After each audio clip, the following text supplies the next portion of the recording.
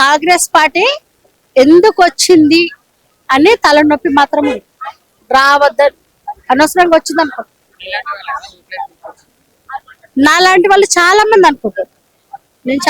మేము పేదవాళ్ళం. పేదవాళ్ళు చాలా మంది కాంగ్రెస్ పార్టీలో ఎందుకు వచ్చిర్రు, వచ్చిన పనులు ఏం చేసారు? నువ్వు హామీలు ఇచ్చిండ్రు, మీరు హామీలు ఇచ్చినందుకు ఓట్లు వేసుకున్నావు, గెలిపించుకున్నావు. నువ్వు ప్రభుత్వంలోకి వచ్చినావు, మాకు నష్టం లేదు. అది మీరు ఎవ్వరు వచ్చినా గానీ మాకు నష్టం ఏం లేదు. కానీ మాకు ఇబ్బంది కాకుండా చూడాలి కదా. మీకు ఇబ్బంది కాకుండా మేము అది చేస్తాం ఇది చేస్తామంటే మేము ఆశపడి మీకు ఓట్లేసాం. ఆశకే కదా అన్నం పెడతామంటే ఆశ, కొడతామంటే భయము. ఆశ కోసం వచ్చాం.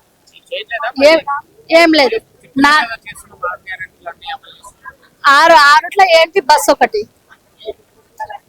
ఒకటి లేడీస్ బస్ ఒకటి ఫ్రీ, అంతే. బస్సు ఫ్రీ మేము పెట్టలేం, మేము అది అడగలే. బస్ ఫ్రీ నీకు బస్సు ఫ్రీ పెట్టే ఇష్టం ఉంటే 50 ఏళ్ళు దాటిన ముసలి వాళ్ళకి పెట్టడం ఉంటుంది, కాలేజీకి పోయి వచ్చే పిల్లలకు పెట్టడం ఉంటుంది. మనకు అవసరం లేదు. ఇప్పుడు మీకు మాకు ఎందుకంటే మీరు మనం పని చేసుకోగలుగుతాం. కావాలంటే కాళ్ళతో నడుచుకుంటూ వెళ్తాం. కాలేజీ పిల్లలకి ఎక్కడ సేఫ్టీ ఉంది? సేఫ్టీ లేదు. 2000 సన్న ఇందిరమ్మ ఇల్లు రాలేము ఉన్నోళ్ళకి. ఇప్పుడు నీకు ఉన్నది, నీకే 2 సార్లు వస్తుంది, నాకు మొత్తానికే లేదు. ఒకసారి రావట్లేదు.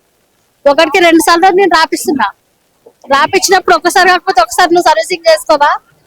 మేము రెంట్కుంటున్నాము. ఇప్పుడు ఈడ కిరాయికున్నాము. నువ్వు వద్దన్నావు, ఇంకో ఇంట్లో పోవాల్సి వస్తుంది. మేము ఆ ఇంటికి వచ్చిన ఆడ లేవు అని అంటే వాడు కాల్ చేయమన్నప్పుడు మేము కాల్ చేయాల్సిందే కదా. మరి మేము ఆడుంటాం. రైతు భరోసా మొన్న వేసిండు.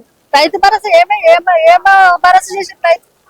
రైతులు ఎవరున్నారు ఇక్కడ? రైతులు మేము హైదరాబాద్ లో బతుకుతున్నాము. రైతుకి ఇప్పుడు 10 ఎకరాలు ఉన్నోనికి రైతు బంధు వేస్తున్నావు, ఎక్కడున్నోనికి వేస్తున్నావు, గుంటున్నోనికి వేస్తున్నావు. మొత్తము ఇల్లు వాకిలు లేనోనికి ఇల్లు లేదు, వాకిలు లేదు, గుంట లేదు. చచ్చిపోయినోనికి 5 లక్షలు ఇస్తున్నావు గుంటున్నోళ్ళకి. ఒకవేళ గుంట లేదు, వాడు చచ్చిపోయిండు, వాడి పరిస్థితి ఏంటి? వానికి ఇల్లు లేదు, వాని పిల్లల పరిస్థితి ఏంటి?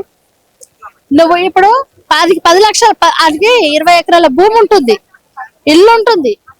వాడు ఏదో ఒకటి తాగుతుండో, వాడి ఇంట్లో ఏమైతుందో, లేకపోతే దేవుడే తీసుకపోతుండో మనకు తెలీదు.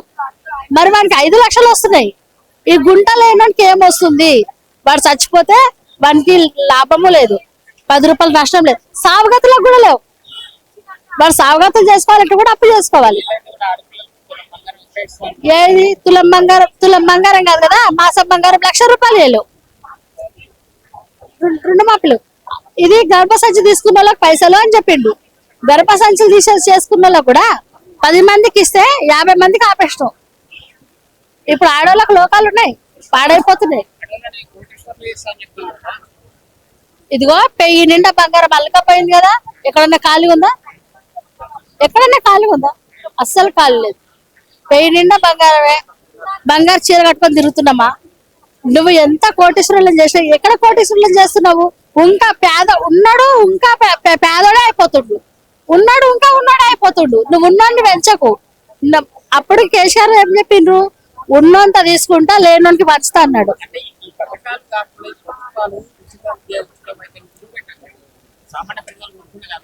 అదే కదా. ఇప్పుడు రుషితము ఏంటిది? మా బియ్యము పెట్టిండు. ఇప్పుడు బియ్యం పెట్టినప్పుడు నువ్వు ఫ్రీ బియ్యం ఇస్తున్నావు. దొడ్డు బియ్యం ఇస్తున్నావా, సన్న బియ్యం ఇస్తున్నావా? నువ్వు సన్న బియ్యం, దొడ్డు బియ్యం. మొన్న నెలలో సన్న బియ్యం ఇచ్చినావు ఉన్నోళ్ళకి.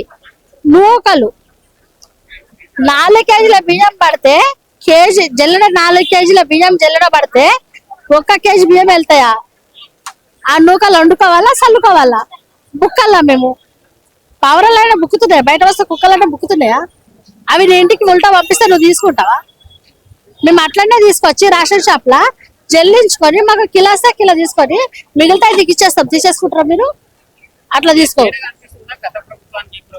అసలు ఏమీ తేడాలి.